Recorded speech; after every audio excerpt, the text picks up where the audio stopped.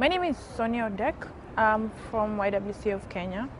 I'm a student at the University of Nairobi, and at the YWCA I work as a volunteer dealing with young women on different issues including HIV and AIDS, cancer, female genital mutilations, all issues with regards to young women that they're struggling with.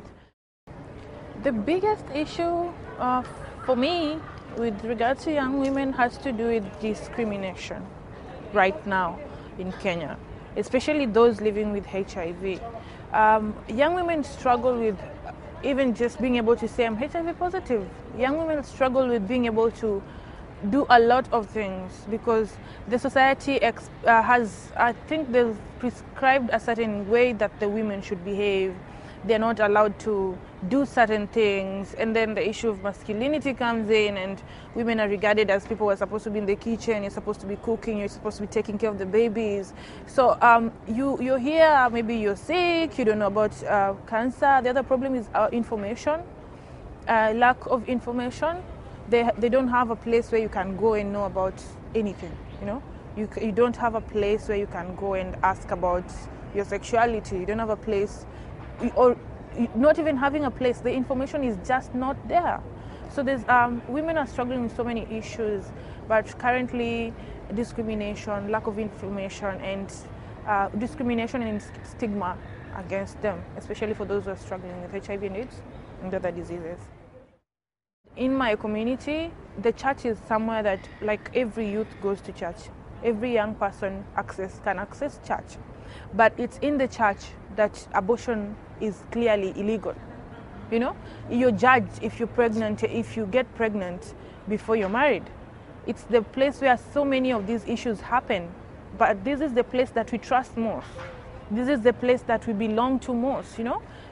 I'm very sure each and every person from where I come from belongs to a church. Regardless of which church, they belong to a certain church, and they believe in God and they pray.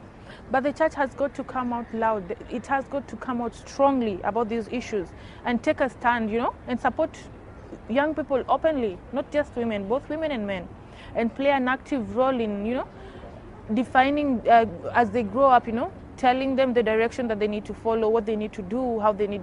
The church has got to come out strongly, come up with programs and policies and, you know, so many things to help young people grow, to support them and to just encourage them.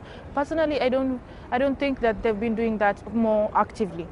It's being done, but maybe in Sunday school, as a by the way, you know, but they're not coming out to do it properly, you know. They're not standing out strongly. So for me, I just say that the church has got to come up, because through the church, so much can be done. Through the church, so many young people can be reached. Through the church, so many changes can be made.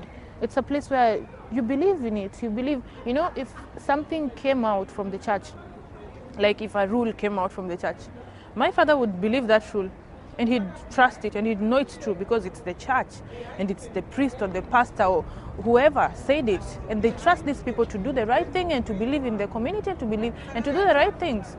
So for me, if something like that came from the church, it would be believed. So the church has got to speak out. It has got to be strong. It has got to be loud and clear about all these issues that are affecting young women and in terms of the rights of young women. Yeah.